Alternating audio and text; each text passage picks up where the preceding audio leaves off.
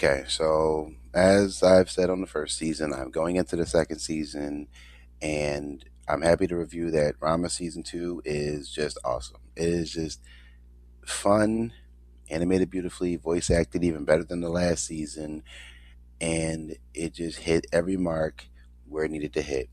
I like the way it starts. It starts off pretty much right where I thought it would, with Rama's little cat fear and weakness and this, that, and the third, going into Cologne's introduction, going into Moose's first appearance, into some stuff going on. Then Ukio shows up, then the play, then how I figured the season was going to end. Now, by this point in the original series, that Rama versus Ryoga fight had happened already, and Ukio wasn't until a little bit later on down the line. So they've obviously moved some stuff around to kind of fit a narrative to kind of make things make more sense, which was already kind of the case with the older show because some things aired out of order. So that's fine. So with season two, I really loved how everything worked out. This is so much more well paced, so much more well thought out. They are clearly adapting every piece of the manga that they can. Now, that doesn't necessarily guarantee that Rama will finish because, at the rate they are, let's say there might just be around chapter 100, maybe like chapter 95. But I know there's something missing in between there. Like I said, the fight between Rama and Ryoga, which is like chapter 51, and that's like 51 to like 55, 56. Then you have Kadachi's second appearance, what didn't happen in this season. Kadachi doesn't show up at all this season because she doesn't show up that much compared to the other three fiancés. Obviously, Akane's there all the time. Shampoo's in it a lot, and so is Ukio. Kadachi's the one that kind of takes the back seat when it comes to Ranma's concubines or wives or however you want to break that down. And something that I think is pretty funny that could pretty much open up the next season is Kadachi's second appearance because we didn't see her all season. So I'm expecting either that to happen as the opening of the season or just Rama versus Ryoga, which probably could have happened this season. But they're keeping it to a 12 episode medium. I guess that's easier for them to get out in a year. So if Rama season 3 gets announced, I'm expecting Rama season 3 to happen around October 2026. Now, as far as I'm concerned, I think Rama season 2 is better than season one, but only by a little bit because I really don't like Hapasai. And Hapasai is irritating, but he's really only in like one episode. Like one episode that's mainly focused on him, which means the older show added him in as much as they could, and it's frustrating to think about because Hapasai is just frustrating. Now, as far as like Ukio showing up, beautifully done. Everything about Ukio in this season is just fantastic. Just as she always has been. She's the second best fiance in my opinion because I'm an Akane fan. I'll be honest. I'm a big Akane fan, and I love the fact that Ram and Akane are in game in the manga. So get at me, dog. But I do love that Erica Mendez voiced Ukio. I kind of called it though. Like I was going through stuff and I was like sitting with my best friend. I'm like, yo, Erica Mendez is in the additional voices all the time. Is she Ukio and she's just here for convenience? Then found out, yeah, she was Ukio. Like found out she was Ukio. So I was like, okay, see, I knew that was gonna happen. And I will say it's nice that Barbara Goodson is involved in this show. I was like, yo, Rita Repulsa is Cologne, okay? And I knew it was her too. Like I was like, yo, that sounds like Rita Repulsa. That sounds like make my monster grow. I was like, oh yeah, that's definitely Barbara Goodson.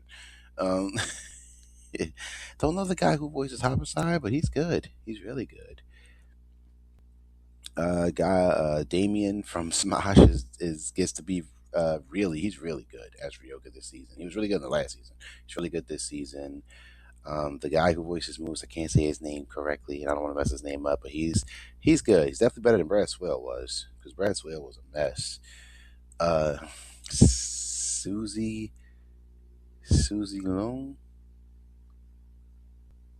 Susie Lung is Girl Rama. She is a perfect Girl Rama this time around. Like season one, she was really good, but season two, she is amazing.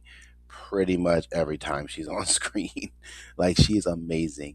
And then Grace Lewis Shampoo, Chef's Kiss. Chef's Kiss. She is awesome. She is so fun to hear, so fun to like see her like read her lines, and the fact that she's actually Chinese is pretty nice. I should have said this in my last season one review about the other cast, but no. The guy who voices Rama, I can't remember his name right now. I feel so bad. He's even better. Everyone's better this season. For some reason, J. Michael Tatum isn't Nintendo this season. I hope he's good. Hope someone's okay with that. But whatever, whatever. So the manga in the show, this is very much an accurate adaptation, which I have no complaints about because I've wanted an accurate, non-filler Ranma show for like the last 10, 15 years of my life. And this is where we're gotten. I'm going to shout out my favorite episode of the season is the Romeo Juliet play. Was waiting for that the whole time. And when I finally got it, I was like, bruh, yes, this joint is awesome. Also highlighted for the other two best episodes are the one with them and the like martial arts uh restaurant takeout race and they have to like feed Kuno. Hilarious. Hilarious. And the episode where Rama and Ukyo got on a date because Akane and Ryo got on a date. I think that episode has some of the most laugh out loud just line deliveries in the whole show. Like it is hilarious, bro. Like if y'all haven't watched Rama season two, I'm pretty sure people who are gonna listen to this, like the first review, watched Rama season one. So if you guys feel like I feel, I loved this season. It was just so much fun. It was so tight, and they ended it on what I was expecting. They ended it on Moose's second appearance with Duck Kane. That's how I, that's how I explain it. Is when they think she's a duck, but she's not. That whole sequence is pretty much how I assumed the season would end. And given how the episode ends on that last part, episode 12, I was like, okay, that felt more like an end of a season kind of thing, but not the end of the show. So that's really good. So it goes out on Kuno getting kicked in the face by both girl Ranma and Akane. And one of Akane's sweetest lines come out when she says, Ranma, I don't really mind how you look. I don't mind how you look. I like you either way. And I'm just like, that is a very nice line from Akane. And it made me blush because I love Ranma and Akane a lot. So I'll be honest when I say I was a little bit of a fanboy in that moment. But